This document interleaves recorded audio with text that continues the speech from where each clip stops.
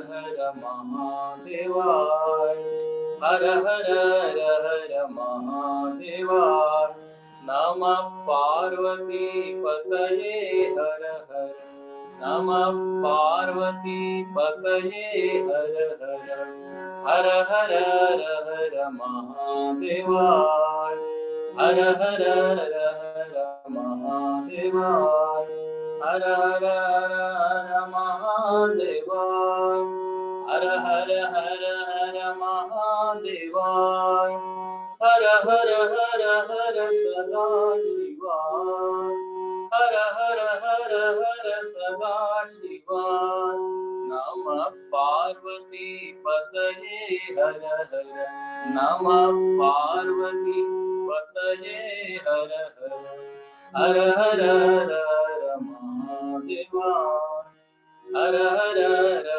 महादेवाय, हर हर महादेवाय, हर हर महादेवाय, हर हर सदा शिवाय, हर हर सदा शिवाय, सदा शिवाय महादेवाय, सदा शिवाय महादेवाय, महादेवाय सदा शिवाय, नमः पार्वती पतये हर, नमः पार्वती पतये हर हर। ओम हर हर नमः पार्वती पतये हर हर महादेव। पंचदशीच्या या द्वैत विवेक प्रकरणामध्ये आपण आतापर्यंत 19 श्लोक बघितले. त्यामध्ये आपण पाहिलं की ईश सृष्टी म्हणजे काय. त्यामुळे सृष्टीच्या आधी भगवंत एकमेवा द्वितीय या रूपात तो होता. बहुस्याम एकोहम बहुस्याम असं त्यांनी संकल्प केला. आणखी तोच जीव रूपात सगळ्या शरीरामध्ये प्रविष्ट झाला. इथपर्यंत ईश्वर सृष्टी. त्यानंतर मग या जीवाची कथा आहे, जीवाची गोष्ट आहे. आता हा जो जीव आहे हा कसा आहे तर म्हणे हा परिच्छिन्न आहे, सीमित आहे, मर्यादित आहे स्थळ काळामध्ये. आणि जीव म्हणजे आपण, आपलंच नाव जीव आहे. तर हा जीव काय आहे, याची स्थिती काय झाली आहे तर म्हणे शोचती, शोकग्रस्त आहे. काही ना काही दुःख त्याच्या पाठीमागे लागले. अनिशया शोचती मुह्यमाना, मुंडकोपनिषदामध्ये जे शब्द आले तेच इथे सुद्धा आलेले आहे. आणखीन हा जो जीव आहे हा मोहित झालेला आहे. कारण ही जी माया शक्ती आहे याच्या दोन बाजू आहे. एक तर मायेमुळे क्रिएशन होतं, म्हणजे उत्पत्ती होते, त्याच्यामध्ये ही सामर्थ्य आहे. आणखीन याच मायेमुळे माणूस मोहित सुद्धा होतो. जसं पैसा आहे, पैसा काय आहे तर म्हणे माया आहे. आता पैशाने आपण अनेक वस्तू बनवतो, उत्पन्न करतो, निर्मित करतो. पण याच पैशामध्ये एक मोहिनी शक्ती आहे. आपण सगळं विसरून जातो त्या पैशाच्या नादी लागून. तर एक शक्ती मोह शक्ती आहे, एक आहे उत्पन्न करण्याची शक्ती. तर मायेच्या या शक्तीमुळे हा जीव भगवंताला विसरला, स्वतःला विसरला आणि त्यांनी एक नवीनच जग उत्पन्न केलं. आता इथे 20व्या श्लोकापासून वर्णन करत आहे की पहा, भगवंताने ही ईश्वर सृष्टी, हे जे जग आहे हे बनवलं. काल आपण पाहिलं. पण या बनवलेल्या जगामध्ये जीवाने जसं काल पाहिलं 7 प्रकारचे अन्न बनवले. म्हणजे भगवंतानी दूध बनवलं. पण हे दूध आपण पिऊ शकतो, ही जी वृत्ती आहे ही कोणामध्ये आली तर म्हणे ही त्या जीवामध्ये. मग त्या दुधाचे विविध पदार्थ बनवू शकतो, ही जीवसृष्टी. दुधाचं दही, मग दह्याचं श्रीखंड. भगवंतानी श्रीखंड बनवलं नाही. बंगालमध्ये जर तुम्ही गेला तर तिकडे श्रीखंडाचा एक भाऊ आहे, त्याला म्हणतात मिष्टी दही. तर आता this is creation of an individual being. मग दही बनवलं, मग दही वडा बनवला, दह्याने काय ताक बनवलं, अनेक प्रकारचे पदार्थ. जीवसृष्टी. त्याचप्रमाणे आता इथे उदाहरण देतात ते स्वतः विद्यारण्य स्वामीजी 20व्या श्लोकामध्ये, श्लोक क्रमांक 20, की पहा ईश्वर सृष्टी काय आहे आणि जीवसृष्टी काय आहे. ईश निर्मित मण्यादौ वस्तुन्नेकविधे स्थिते भोक्तृ भोक्तृधी वृत्ती नानात्वात् तद्भोगो बहुधेष्यते. हा, इथे म्हणतात ईश निर्मित मण्यादौ, भगवंतानी मणी उत्पन्न केला. मणी, मणी मोती. आणि आदव, आदव म्हणजे अनेक वस्तू. आपण त्या बनवलेल्या नाहीये, भगवंतानी बनवल्या. मणी काही आपण बनवलेलं नाही. मोती, डायमंड. पण काय आहे, एकच मोती आहे, एकच मणी आहे. एक विधे स्थिते, वस्तुनी एक विधे स्थिते. मणी एक आहे, पण भोक्तृधी वृत्ती नानात्वात्, पण त्या एकच डायमंड कडे, एकच ती मोत्याची जी मणी आहे, मोती आहे, त्याच्याकडे सगळे जीव वेगवेगळ्या दृष्टीने बघतात. हा, आणि वेगवेगळ्या दृष्टीने त्याचा आनंद घेतात. एकच मणी आहे, पण 10 प्रकारचे लोक आहेत. 10 लोकांवर 10 प्रकारचा परिणाम होतो. सगळेजण त्या मोतीला एकाच दृष्टीने बघत नाही. तर आता ही जी 10 लोकांच्या मनामध्ये त्या मोतीबद्दल जी एक वृत्ती येत आहे, ती काय आहे, तर म्हणजे जीवसृष्टी. म्हणून आता सगळे लोक कशी प्रतिक्रिया व्यक्त करत आहे. तिथे म्हणतात भोगधी वृत्ती नानात्वात् भोगो बहुधिष्यते. चित्तवृत्ती नाना प्रकारची असल्यामुळे, सगळ्यांचा स्वभाव वेगळा आहे, त्यामुळे त्याचा भोग वेगवेगळ्या प्रकारे करतात. कसा भोग वेगवेगळ्या प्रकारे होतो, तर पुढच्या श्लोकात, हृष्यति एको मणिं लब्ध्वा क्रुध्यन्त्यन्यो ह्यलाभतः पश्यत्येव विरक्तोऽत्र न हृष्यति न कुप्यति. सोपं आहे. म्हणे हृष्यति एको मणिं लब्ध्वा, एकः मणिं लब्ध्वा हृष्यति. एक माणूस आहे, एक जीव आहे, तो त्या मणीला प्राप्त करतो, लब्ध्वा. आणि प्राप्त केल्याने काय, तो फार आनंदित होतो. हृष्यति, मणी मला मिळाला, इतर कोणाला मिळाला नाही, माझ्याकडे ही बहुमोलाची वस्तू आलेली आहे. तर त्याला ती उपलब्धी होते, प्राप्ती होते, तर तो फारच प्रसन्न होतो. अच्छा, तिथे दुसरा माणूस आहे, क्रुध्यती अन्यो हि अलाभतः. दुसरा जो आहे त्याला ती जी मोती आहे, मणी मोती मिळालं नाही, त्याची प्राप्ती झाली नाही. तर आता काय, क्रुद्धती, कुप्यती, तो रागवतो, त्याला राग येतो. आता पहा, आता त्या रागाचं कारण काय? मणी. एकच मोती आहे, एकाला सुख देत आहे, दुसऱ्याला काय दुःख देत आहे. है ना? क्रुध्यती अन्नो ही अलाभत.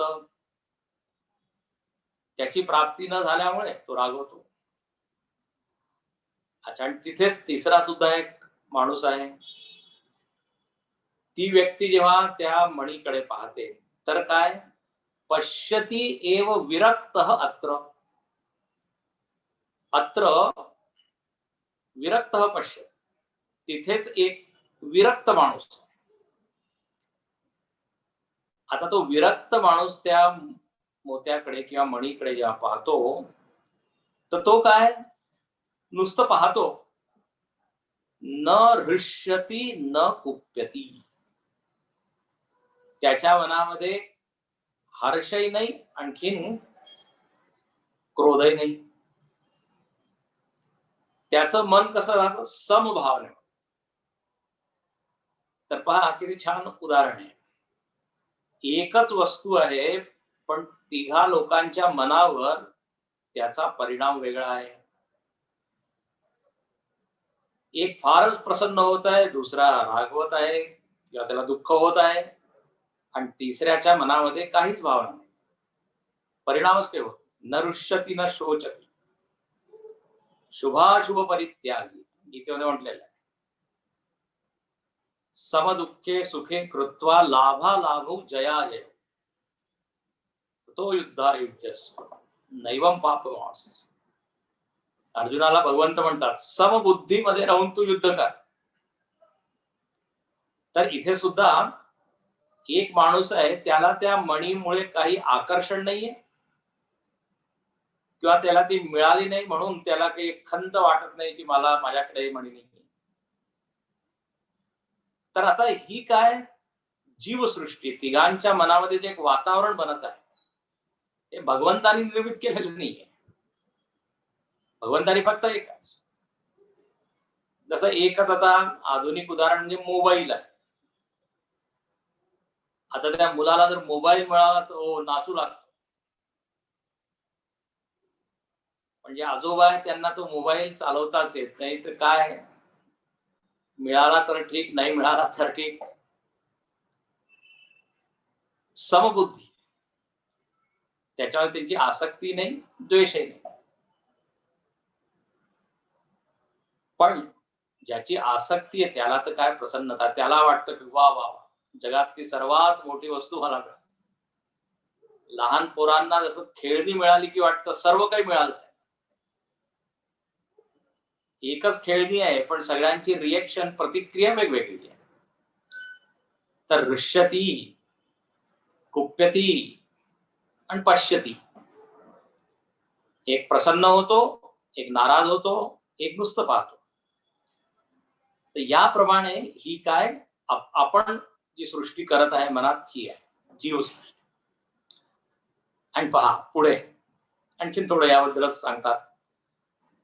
प्रियो प्रिय उपेक्षेश्चेत आकारा मणिगास्त्रयः सृष्ट्वा जीवैरीश सृष्टम् रूपम साधारणम त्रिषु. म्हणे पहा, एकच मणी आहे, पण मण्याचे प्रभाव, मण्यामुळे प्रभाव जो झालेला आहे तो 3 प्रकारचा आहे. एकाला ती मणी काय? आनंद देणारी प्रिय. प्रिय अप्रिय उपेक्षा. जगामध्ये आपण पाहतो खाण्याचे पदार्थ सुद्धा आपल्याकडे 3 ऑप्शन आहे. प्रिय म्हणजे काय? मला ते आवडू शकतं. अप्रिय म्हणजे काय? नाही, मला नाही आवडत, त्याचा त्याग करू शकतो. आणि तिसरा काय? उपेक्षा. तो त्याच्याकडे पाहतच नाही. जसं लग्नामध्ये पाहतो काय बुफे वगैरे असतं की नाही, सगळे आयटम्स तिकडे असतात, पदार्थ. आता ज्याला गोड पदार्थ आवडतो तो त्याच टेबलाकडे जातो. ज्याला तिखट आवडतो तो तिकडे पाहत सुद्धा नाही. तो तिखट जे पदार्थ तिकडे जातो. आणखीन जो काय ज्याला जास्त तिखटही नाही गोड नाही, नुसतं बॉइल्ड फूड, नुसतं सलाडच खात आहे, तर तो दोन्हीकडे नाही जात, दोघांची उपेक्षा करतो. तर जगामध्ये सतत या तीन प्रकारच्या प्रतिक्रिया लोक करतात. प्रिय अप्रिय उपेक्षच इथे आकारा मणिगास्त्रय. इथे मणीचं उदाहरण. आणखीन इथे पहा, तीन प्रकारचे मन आहे म्हणून तीन प्रकारची ही वृत्ती तीन प्रकारच्या लोकांमध्ये आली. आता इथे तीनच आहे, पण आपण पाहतो जगामध्ये अनेक लोक आहेत. प्रत्येक माणसाकडे मन वेगवेगळं आहे. मुंडे मुंडे मतिर भिन्न असं म्हटलेलं आहे. सगळ्यांची बुद्धी वेगळी, सगळ्यांचं मन वेगळं. तर आपापल्या मनाप्रमाणे त्या वस्तूकडे ते बघतात आणि कल्पना करतात. एक म्हणतो वा ही आनंद देणारी आहे, एक म्हणतो दुःख देणारी आहे. भगवंतानी हे काही केलेलं नाही. भगवंतानी काय केलेलं आहे? रूपम साधारणम त्रिशू. साधारण रूप ते जे आहे ते भगवंतानी बनवलंय. पण जीवानी काय केलंय? राग आणखीन द्वेष. या राग द्वेषामुळे एक नवीनच संसार बनवले. मोठे मोठे संत म्हणतात की एक आहे जग, लक्ष देऊ नाही का, जगत ज्याला भगवंतानी बनवलंय, आणि एक आहे संसार, लक्ष देऊ नाही का. जग म्हणजे ईश्वर सृष्टी आणि संसार म्हणजे जीवसृष्टी. हे चांगलं आहे, हे वाईट आहे, हे माझं आहे, हे तुझं आहे, हा संसार. आणि या संसारामध्ये जो अडकलेला त्यालाच आपण म्हणतो संसारी. आणि मी नेहमी तुम्हाला म्हणत असतो, अनेक वेळा मी सांगितलेलं आहे, संसारी म्हणजे कोण? जो सारखं दुःखी होतो, सारखं सॉरी सॉरी म्हणतो, म्हणजे काही ना काही चूक करतो. तर संसार वेगळा आहे आणि जग वेगळं. मनुष्य जो जे जग बनवतो त्याला संसार. म्हणून समस्या कशामुळे? म्हणजे संसारामुळे, जगामुळे नाही. प्रत्येक माणसाचा आपला एक संसार आहे, प्रपंच आहे. म्हणतो मी प्रापंचिक आहे, मी संसारी आहे. तर ही जीवसृष्टी आहे. सृष्टा सृष्ट्वा जीवै ईश सृष्टम. भगवंतानी तर एक बनवलं, एक साधारण रूप आहे, पण त्याच्यामध्ये आपण अनेक कल्पना करून वेगवेगळे वेगवेगळं एक जग निर्मित केलं. तर आता इथे मणीचं उदाहरण दिलं, ही जड वस्तू. आता इथे एक व्यक्तीचं उदाहरण देत आहे. जसं जड वस्तूकडे बघण्याची दृष्टी वेगवेगळी आहे म्हणून वेगवेगळी कल्पना लोक करतात, त्याचप्रमाणे व्यक्ती एक आहे, पण ती व्यक्ती सगळ्यांसाठी एकसारखी नाही. म्हणजे सगळ्यांनी वेगवेगळे संबंध, वेगवेगळं नातं त्या व्यक्तीशी बनवलेलं आहे. आणि म्हणून एकच व्यक्ती आहे, पण तिचा प्रभाव इतर लोकांवर वेगवेगळा आहे. तर पहा कसा. आता इथे उदाहरण दिलेलं आहे एक जिवंत व्यक्तीचे, आणि उदाहरण म्हणजे एक स्त्रीच आहे. पहा, भार्या स्नुषा ननांदाच याता मातेत्यनेकधा प्रतियोगी धिया योषित भिद्यते न स्वरूपतः. म्हणे पहा, एकच योषित आहे. योषित म्हणजे स्त्री. आता ती स्त्री आहे, कोणासाठी ती पत्नी आहे, भार्या. कोणासाठी ती काय आहे, स्नुषा म्हणजे सून आहे. कोणासाठी काय आहे तर म्हणे ननांदा म्हणजे नणंद आहे. कोणासाठी आहे याता, याता म्हणजे जाऊ आहे. आणि ती स्त्री कोणासाठी काय, माता. तर पहा काय सुंदर आहे. एकच स्त्री आहे पण तिचे 5 नावं झाले. पत्नी, नणंद, सून, जाऊ, माता, आणखीन होऊ शकतात. अच्छा, आता न स्वरूपतः भिद्यते न स्वरूपतः, शेवटचं पहा.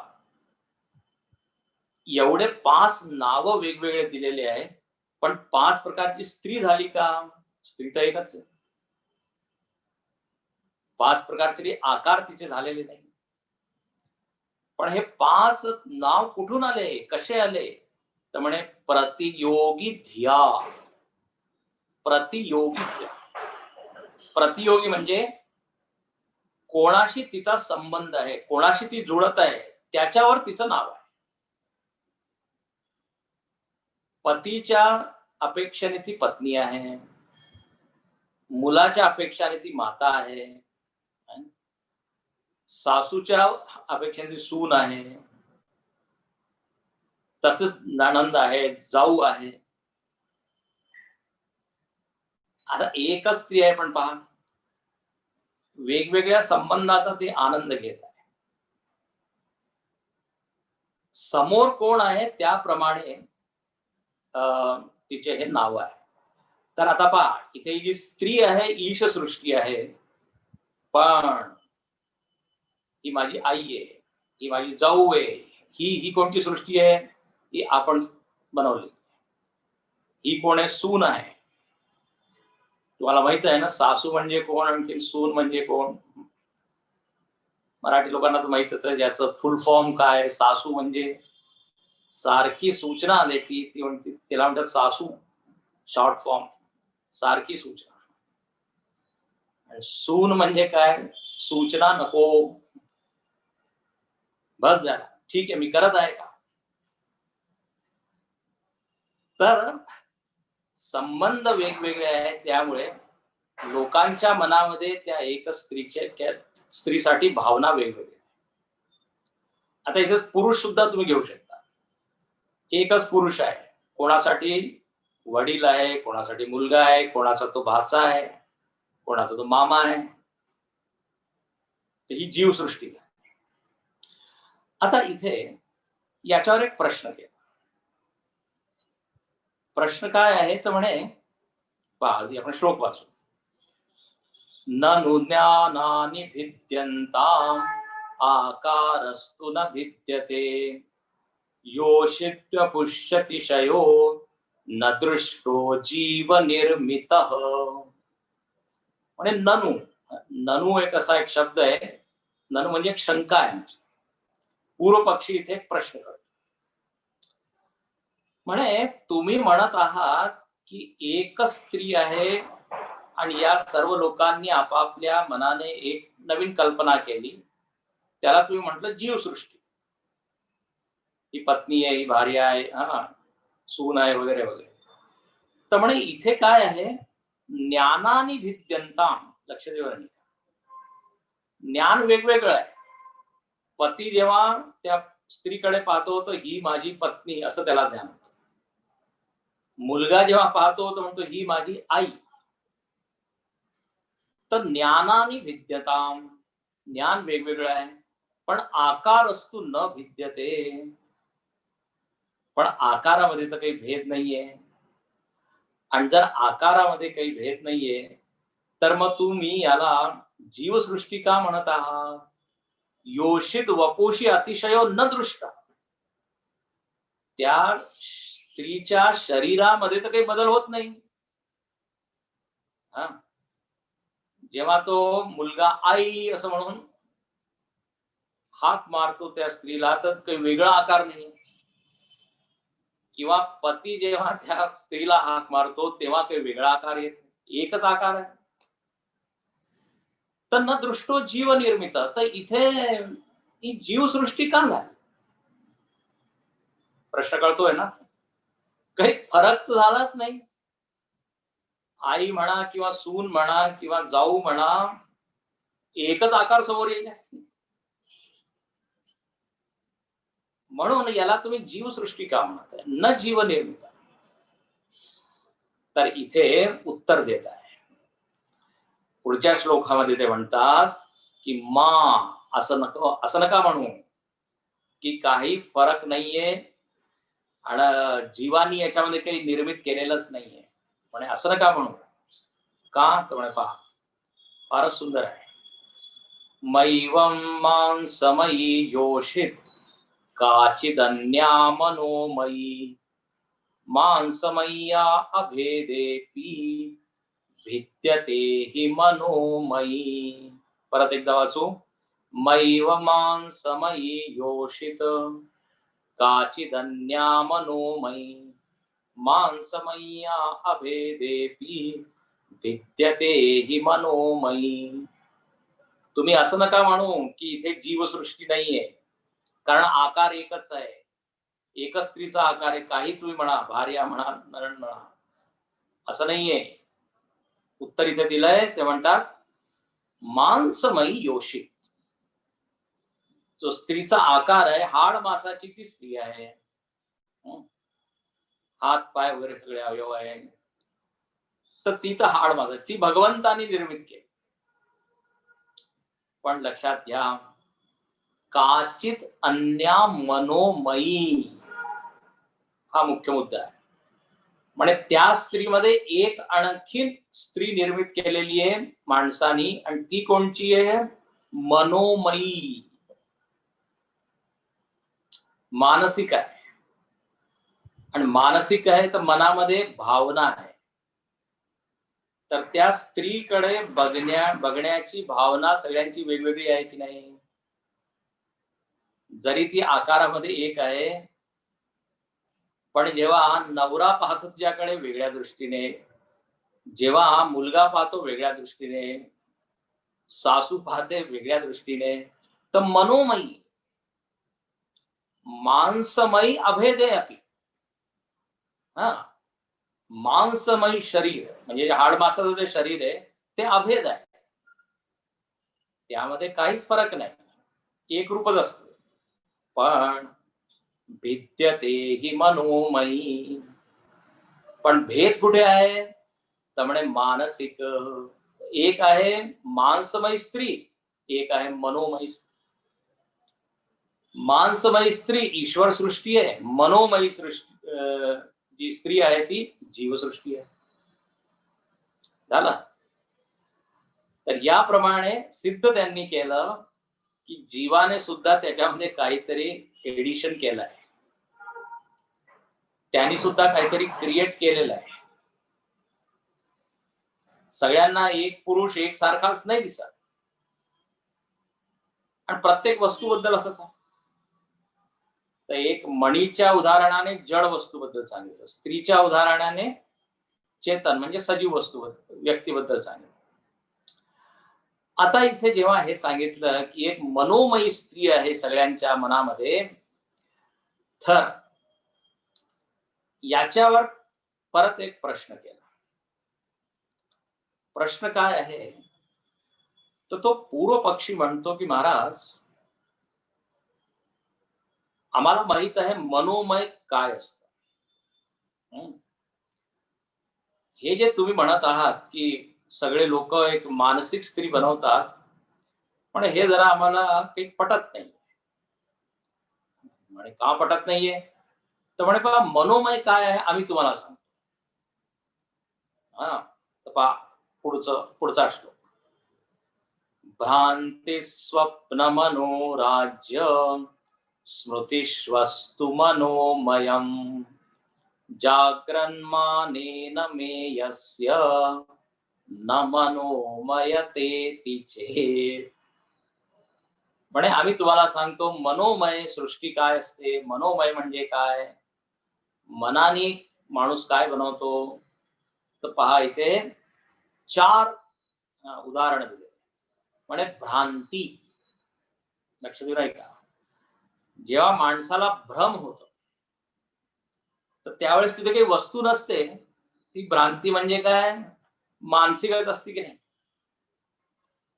मनानेच मी काहीतरी कल्पना करतो, ती चुकीची असते, म्हणून त्याला म्हणतात भ्रांती. आता वेदांताचं उदाहरण म्हणजे तेच आपलं दोरी आणि साप. तिथे दोरी पडलेली आहे, पण आता मला काय वाटत आहे साप आहे. आता साप काय, मनोमय आहे. है ना, ही भ्रांती आहे. तर भ्रांती मनोमय असते हे आम्हाला कबूल आहे. त्यानंतर स्वप्न. स्वप्न सुद्धा 100% 100% मानसिक आहे. तिथे काही नसतं, पण मीच काय काय तिथे बनवतो. मी तिथे स्वर्गामध्ये फिरतो, स्वर्गाचा राजा सुद्धा होतो. जागृत अवस्थेमध्ये जे जे काही कल्पना किंवा संस्कार मी माझ्या अंतःकरणामध्ये निर्मित केले आहेत, त्याप्रमाणे स्वप्न आपल्याला दिसतं. आणि ते स्वप्न मनोमय असतं. स्वप्नामध्ये हत्ती दिसत आहे, तर मनामध्ये एवढी जागा नाही की तिथे हत्ती शिरेल. आपण तर बिछाण्यावर डोळे बंद करून झोपलेलो असतो. तर स्वप्न मनोमय आहे. त्याचप्रमाणे मनोराज्य. हा, मनोराज्य म्हणजे छान. बसल्या बसल्या मनाने तो काय कल्पना करतो. ते हिंदीमध्ये म्हणतात ना, मुंगेरी लाल के हसीन सपने. स्वप्न पाहतो, दिवा स्वप्न म्हणतात. आपल्या मनाने एक राज्य तो निर्माण करतो आणि त्याच्यामध्येच तो वावरतो. मी तिथे जाईल, मग असं करेल, मग तो भेटेल, मग हे होईल, मग ते होईल. मनोराज्य. आणि चौथं म्हणजे स्मृती, मेमरी. आता जेव्हा आपल्याला काही आठवण येते, काही घटना घडलेली आहे तिची आठवण येते, कोणी व्यक्ती आहे तिची आठवण येते, तर नुसती मानसिकच असते. कारण ती व्यक्ती तिथे नसते, घटना तिथे झालेली आधी असते, त्यावेळेस तर नसते. तर काय स्मृती, स्मृती सुद्धा मनोमय आहे. भ्रांती, स्वप्न, मनोराज्य, स्मृती हे मनोमय आहे, हे आम्हाला कबूल आहे. पण जाग्रत मानेन मे यस्य, पण जाग्रत अवस्थेमध्ये तर आपण त्या स्त्रीला पाहत आहोत किंवा त्या पुरुषाला मी बघत आहे, तर तिथे मनोमय कुठे हो? सॉलिड रियालिटी आहे, सॉलिड रियालिटी, न मनोमय आहे तिचे. जर मी असं म्हटलं तर चेत जाग्रतातील जेवढे पदार्थ आहे, व्यक्ती आहे, ते मनोमय नाहीये, ते तर दिसतात मला ठोस. आणि ते कसे दिसतात तर इथे छान म्हटलेलं आहे, मानेन मेयस्य. मानेन मेयस्य म्हणजे मान म्हणजे प्रमाण. प्रमाण म्हणजे ज्ञानाचं साधन. या ज्या इंद्रिया आहे, आणखी मन आहे, याच्याद्वारे आपल्याला जगाचा अनुभव होतो, जगाचं ज्ञान होतं. म्हणून या इंद्रियांना, मनाला काय म्हटलेलं आहे? प्रमाण. इथेच त्याला म्हणतात मान. प्रमाण लक्ष देऊ नाही का? प्रमाण म्हणजे पुरावा नाही, प्रमाण म्हणजे मीन्स ऑफ नॉलेज, ज्याच्याद्वारे मला जगाचं ज्ञान होतं. तर जागृत अवस्थेमध्ये इंद्रिय आहे, मन आहे, आणि दुसरं काय आहे? मेय आहे. मेय म्हणजे ज्याचं मला ज्ञान होत आहे. पुरुष आहे, स्त्री आहे, वस्तू आहे, त्याला म्हणतो आपण प्रमेय, ऑब्जेक्ट ऑफ नॉलेज. जी वस्तू आहे, जिला मी पाहत आहे, जिचं ज्ञान मिळवत आहे, त्याला म्हणू आपण प्रमेय. तर इथे उदाहरण आहे, स्त्री प्रमेय आहे, आणि माझं मन काय आहे? प्रमाण आहे. मी त्या मनाच्या द्वारे तिला पाहत आहे. तर म्हणे इथे तर प्रमाण प्रमेय व्यापार होत आहे, त्याला म्हणतात प्रमाण प्रमेय व्यापार. मनाच्या द्वारे मी तिला बघत आहे.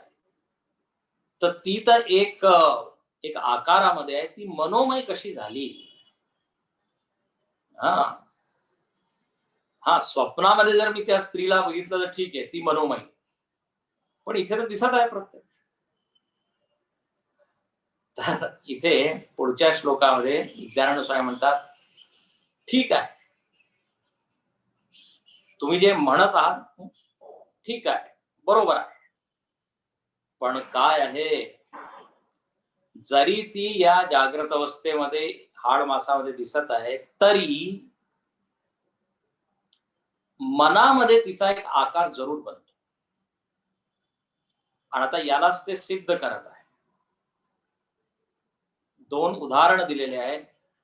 आणखीन असं म्हणतात की शंकराचार्यजी आणि वार्तिककार म्हणजे सुरेश्वराचार्य यांनी सुद्धा सांगितलेलं आहे की जागृत अवस्थेमध्ये आपण जेव्हा पाहतो वस्तूला किंवा व्यक्तीला, तर मनामध्ये सुद्धा आकार बनतो. फक्त बाहेरच आकार असतो असं नाही.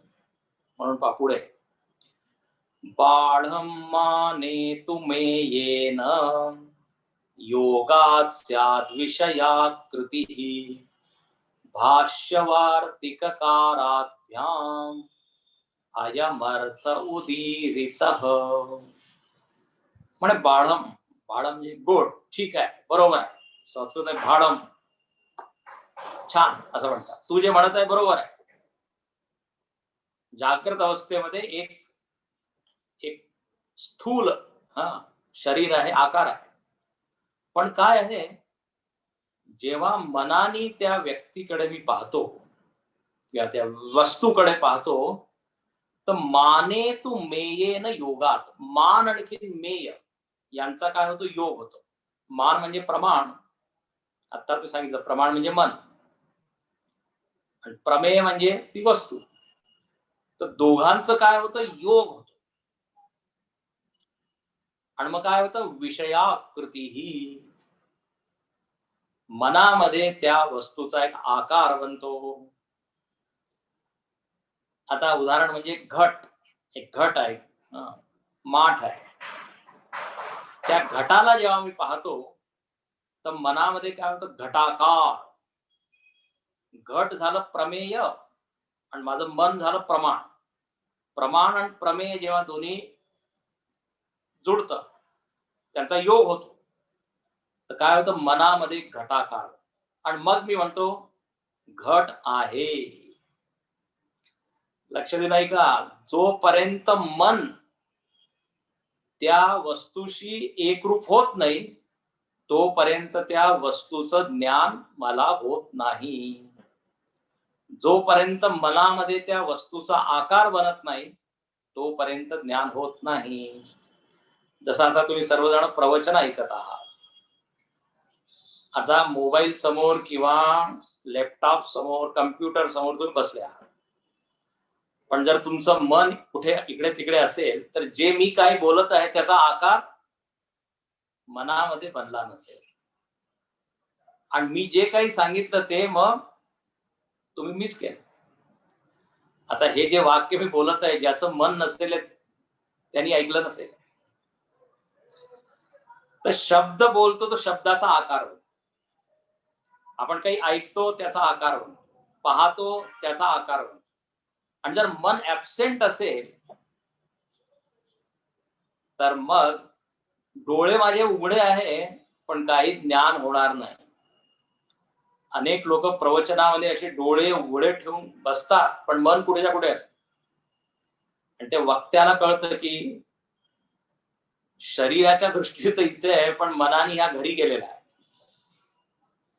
तर त्याला जर विचारलं की हा आज स्वामीजींनी काय सांगितलं, त्याला काही सांगता येणार नाही. म्हणजे काय, आकार बनलेला नाही. तर प्रत्यक्ष ज्ञान आपल्याला कसं होतं, प्रमाण आणि प्रमेय दोन्ही एक होतं, मनामध्ये आकार. ठीक आहे. तर आता हा जो मनामध्ये आकार बनत आहे ना, ही जीवसृष्टी.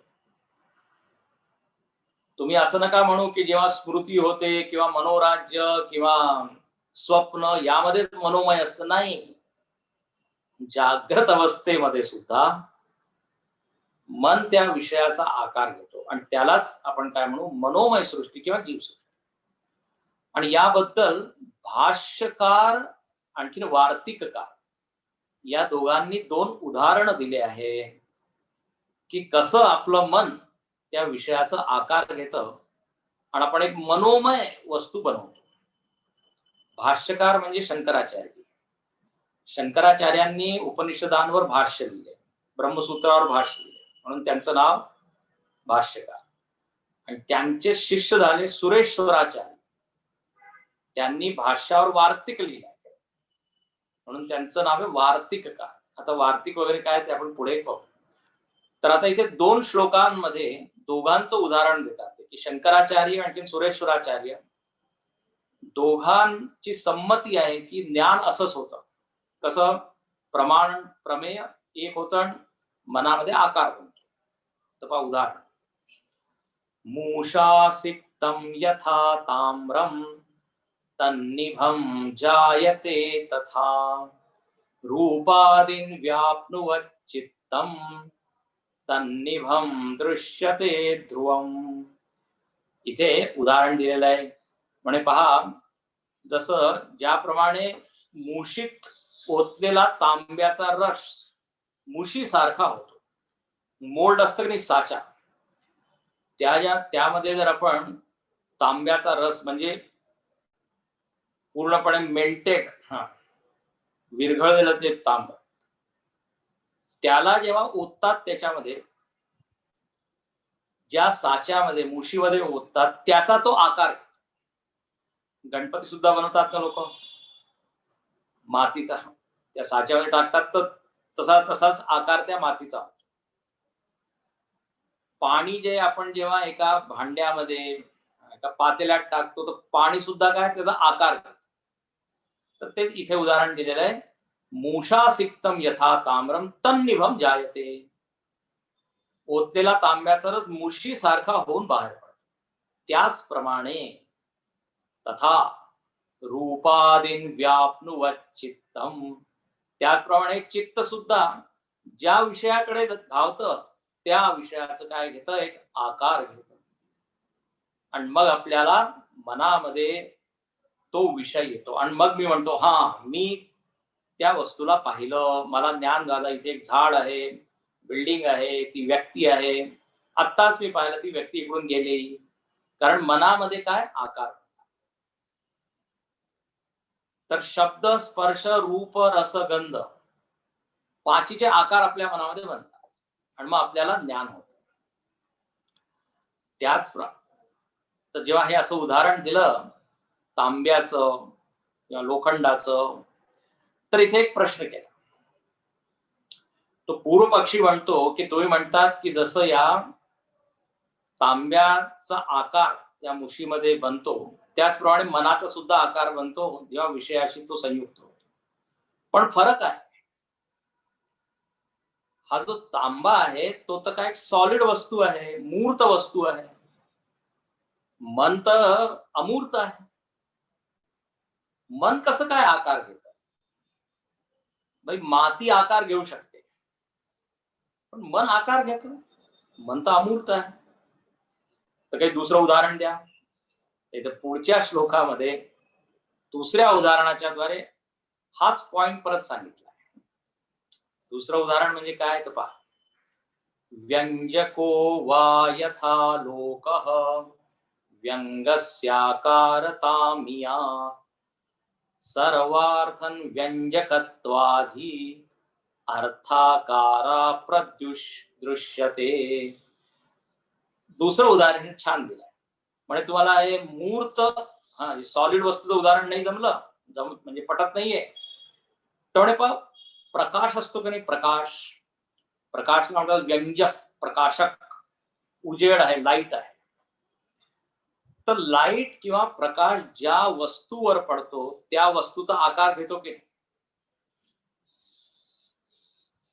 तर आता प्रकाश तर अमूर्त आहे, प्रकाशाचा काही आकार आहे का?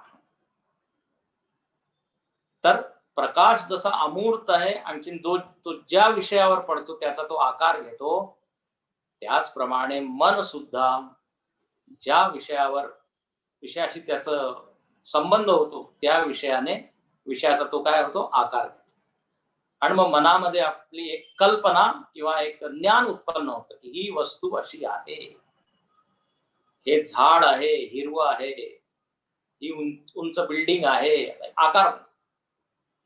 तर एक बिल्डिंग आहे सॉलिड ठोस आणि एक मनामध्ये बनली. तर सिद्ध इथे काय केलं या दोन उदाहरणाने, की जागृत अवस्थेमध्ये सुद्धा मनोमय सृष्टी होते. म्हणून पहा पुढे सुद्धा ते म्हणतात, मातुर्मानाभिनिष्पत्ती निष्पन्ने मेयमेति तत मेयाभिसंगतं तच्च मेयामत्वं प्रपद्यते. जवळजवळ तेच म्हणजे तोच विचार इथे सांगितलेला आहे की प्रमाता आणखीन प्रमेय जेव्हा दोघं एक होतात तेव्हा त्या जो प्रमेय आहे, जी वस्तू आहे, ती वस्तू आपल्याला तिचं ज्ञान होतं. आता इथे पुढे एक छान उदाहरण दिलंय, तो श्लोक वाचून आपण पूर्ण करू. फक्त मी असं वाचतो. सत्तेवं विषयो द्वौस्तो घटौ मृन्मय धीमयो मृन्मयो मानमेयस्यात् साक्षी भास्यस्तु धीमय. उदाहरण इथे दिलंय की एक घट आहे. घट आता मातीचा घडा आहे, मातीचा घट आहे, आणि हे जे मातीचं घट आहे याला म्हणून मृण्मय. आता जेव्हा आपले डोळे त्या घटाकडे वळतात आणि पाहतात, मन सुद्धा तिकडे जातं आणि मग मनामध्ये घटाकार. इथे छान सांगितलंय, एक घट आहे मृण्मय आणि एक घट आहे मनोमय. एक मातीचा घट आहे, एक मनाचा. आता पुढे आपण उद्या पाहू. मृण्मय जो घट आहे ईश्वर सृष्टी आहे आणि मानसिक घट आहे जीव सृष्टी. ठीक आहे, हे आम्हाला कळलं. पण आता पुढे छान उत्तर म्हणजे छान विषय आहे, तो म्हणजे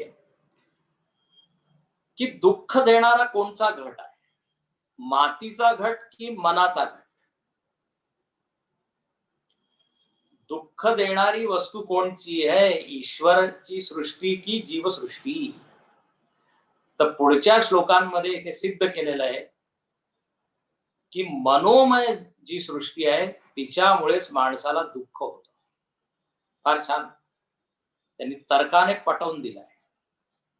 जो मातीचा जो माठ आहे ना, त्याच्यामुळे काही त्रास नाहीये, पण हा माठ माझा आहे. आता हे माझा, मनामध्ये एक आकार आहे मम भाव, त्याच्यामुळे त्रास आहे. जर त्या माठाकडे कोणी दुसऱ्याने बघितलं तर मला राग येईल. तर त्या मातीच्या गटाने काही केलेलं नाही. मनोमय जो घट आहे त्याच्यामुळे त्रास आहे.